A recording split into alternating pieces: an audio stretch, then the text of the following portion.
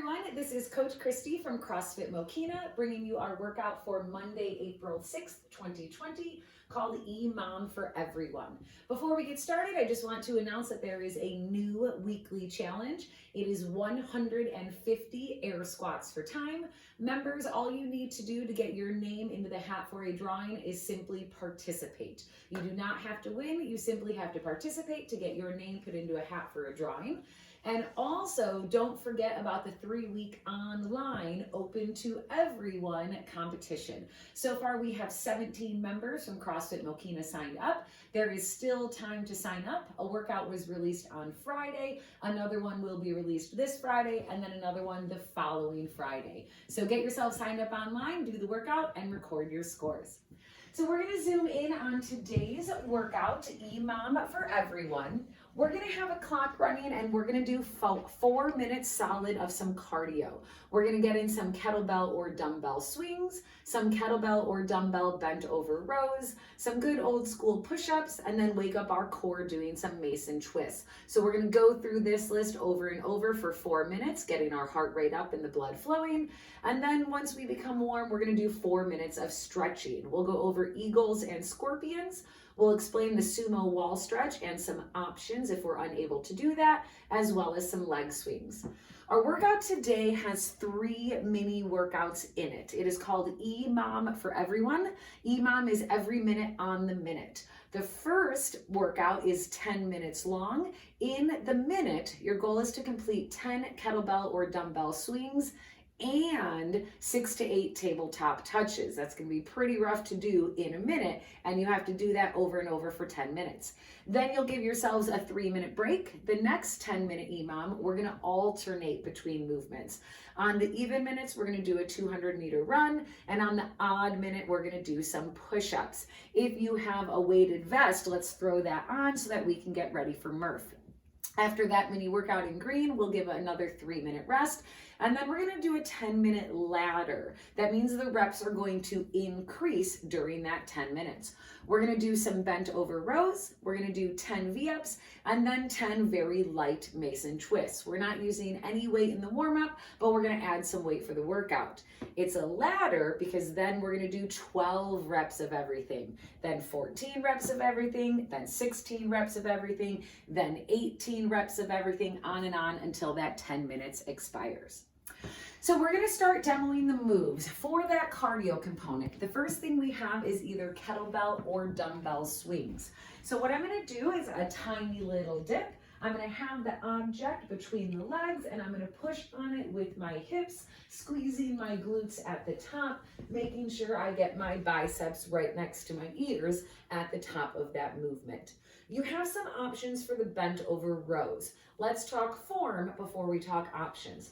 For form, we want to hinge at the hips and bend our knees, making sure our back is nice and flat. Our kettlebell or dumbbell is going to be in front of us. We're going to pull our elbow back along the rib cage, and we want to get our hand right below the chest, right at the rib cage. So this is a row with a kettlebell. You can do the same thing with your dumbbell. So what are some options? If you have 2 dumbbells or 2 kettlebells that are the same weight, you can do both arms simultaneously. So back is flat and I'm pulling till I get my hands to my rib cage right below the chest. So you can use kettlebells or dumbbells, 1 object or 2. After those bent over rows, we have push-ups. I'm going to come down to the floor, hands underneath my shoulders, elbows track back along the ribs till my chest touches the floor, and then we come up to full extension. If we don't have that, we can fight to come down in one piece and roll ourselves up, or we can even roll down and then roll back up. For those Mason twists, we're just going to sit down on the floor. Optional, but more difficult. The challenge is to do this with your feet off the floor. I'm simply going to fold my hands and then just rotate, getting my knuckles side to side. 1, 1, 2, 2, 3, 3, 4, 4, working on those Mason twists. So we're going to go through that list over and over for 4 minutes. Then we're going to go into our stretching. Eagles and scorpions. For both of those movements, I'm going to be laying on the floor with my arm in a T. For the eagles, I'm going to be laying on my back. So I'm laying on my back, hands out in a T. My goal is to get my foot to my opposite arm. So right leg, can I get my hand or my foot all the way up to my left hand? That would be 1. Then I'm going to switch to the other side. You can hold these as long as you like. This is a good stretch for the hamstring and the low back. That would be 2.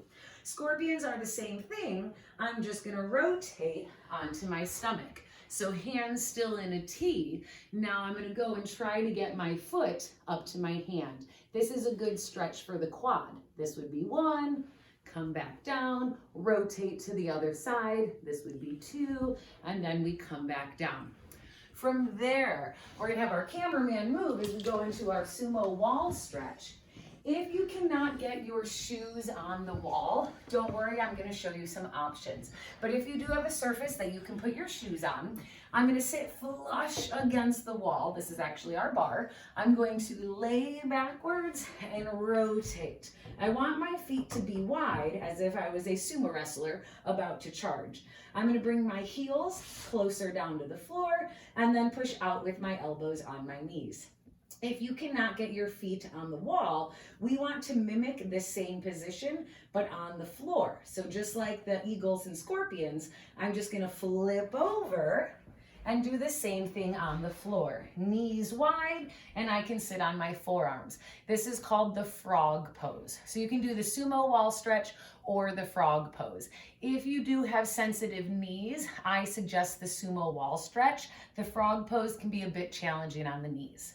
The other stretch we're gonna do is leg swings. I'm gonna hold on to the wall for balance. I'm gonna swing my leg forward and backwards 10 times and swing the leg side to side 10 times. So that's our warm up, 4 minutes of cardio and 4 minutes of stretching. Our workout, as I mentioned, it has 3 mini components. Part number 1 is a 10-minute EMOM. Every minute on the minute, you're gonna do both. You're gonna give me 10 kettlebell or dumbbell swings and 6 to 8 tabletops. You need to get all of that in 1 minute. So again, just a reminder for those kettlebell swings, tiny little dip, push on that kettlebell or your dumbbell with your hips and get your biceps up to your ears. You need to get all 10 of those done and then go into tabletop touches. What I'm gonna do is I'm gonna go into an old school crab pose. So feet and hands on the floor, and I'm gonna lift my hips. My goal is to get my opposite arm and my opposite leg to make contact over my body while my hips are off the floor. So hips off the floor, and I reach. That's 1, that's 2, that's 3, that's 4. If we cannot lift our hands and legs, we'll just lift our legs. 1, and 2, and 3, and 4. And your goal is to get all 10 kettlebell swings and 6 to 8 tabletops done in a minute. And you do that every minute for 10 minutes. After that, give yourself a 3-minute break. Now we're going to start alternating. On the even minutes, we're gonna go for a run. So if you can't run outside, I need you to listen carefully. Those of you running, 200-meter run outside or on a treadmill. If you are on a rower, it is 250 meters. If you're on a bike, outside bike or stationary bike, we double that distance and we're gonna do a 400-meter bike, which is a 1/4 mile. On the odd minute, we're gonna do some push-ups. Now, what if you're saying, man, I don't have a vest, but I would like to increase the difficulty of the push-ups? You can do hand release push-ups or you can do decline push-ups. Hand release push-ups were last week's monthly challenge. Decline push-ups simply means you're going to elevate your feet as you're doing those push-ups. So it's up to you how you want to challenge yourself in the middle component. Then you give yourself another 3-minute break and we're gonna go into a 10-minute ladder. We're starting with 10 of those bent over rows. It does say in parentheses, it's 5 on each arm. So if you have only one object, 1, 2, 3, 4, and 5, and then switch to the other side. However, if you have 2 kettlebells or dumbbells that are the same weight, you can just do 5 simultaneously. 1, and 2, and 3, and 4, and 5, and that will count as your 10 total because it's 5 on each arm. Then we're going to come down to the floor for V-ups. For a V-up, your upper body and lower body comes off the floor at the same time, and your goal is to try to reach for your shoes. If we can't do that, keep your hands on the floor, just like with those tabletop touches, and we'll bring our knees into our chest. And now for those Mason twisters. It says to do this with a light weight, maybe only a 5-pound weight, maybe a gallon of water, something that's pretty light. But if you can, hold a light object, again, feet off the floor, and we're gonna twist. 1, 1, 2, 2, 3, 3, 4, 4, etc. The rep scheme for that then goes up. We would then do 12 rows, 6 on each arm, 12 of those V-ups, 12 twisters, then 14, then 16, etc. So make sure you record your score online underneath the YouTube channel. Make sure you put it in the comments, jump on board for the weekly challenge, and sign up for the 3-week online competition. Good luck, everybody.